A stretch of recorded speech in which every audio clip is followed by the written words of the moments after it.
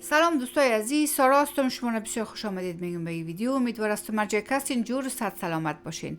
موضوع ویدیو امروز ما در مورد آموزش آهنگ بسیار زیبا از استاد ساربان عزیز می باشه که ویدیو به انتخاب یکی از دوستان آماده میشه. خپل یار لا مینی هستی دیوانه‌ام. متاسفانه ما بازم نمیفهمم که کمپوز از کی است و شعر از این آهنگ زیبا از کی است. این آهنگ در راگ بهروی یا فریجن اسکیل جوش شده. اسکیل چی رقم شکل داره بر روی پرده هارمونیا.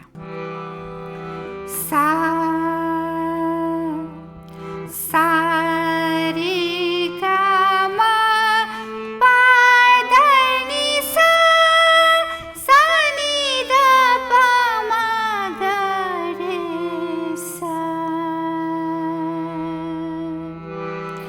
خپل یار لا مینه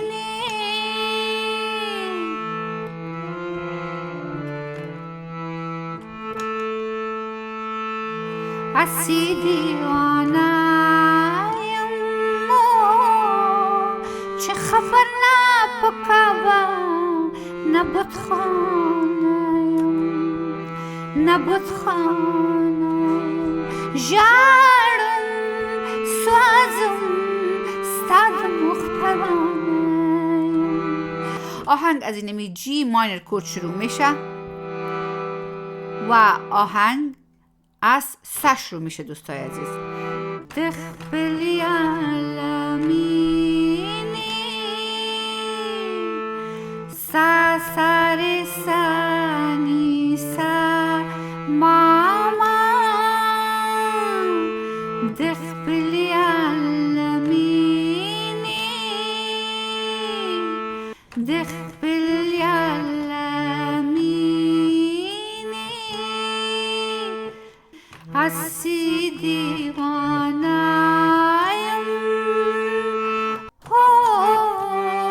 چه خبر نپکوم نبود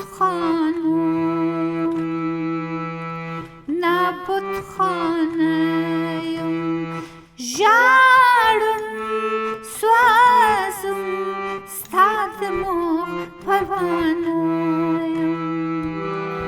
خپل یار لا مینه هستی دیوانه‌ام چه خبر نپکوم نبود خانم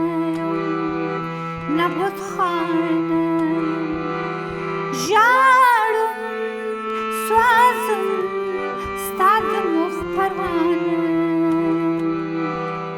یاستایی آهنگ بود. ملودی آهنگ از پا شروع میشه دوستای عزیز. ساری گما پا.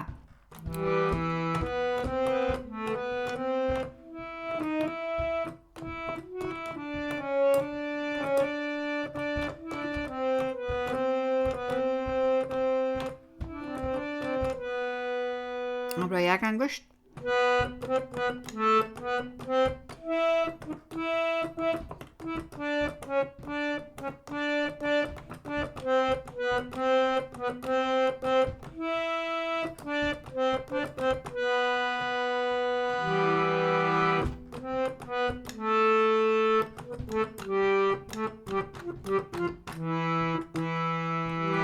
شما دیدین دوستای عزیز که اینجا دو نوت بیرون از اسکیل استفاده شد. این دو تا نوت.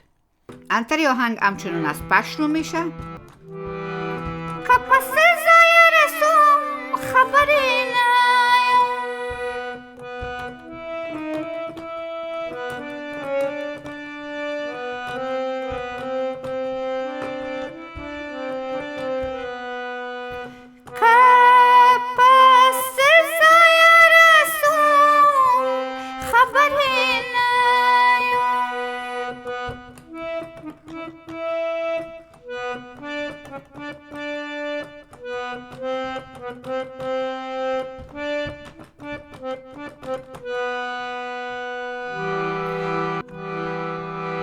جارم سوازم ستاد مخترانم.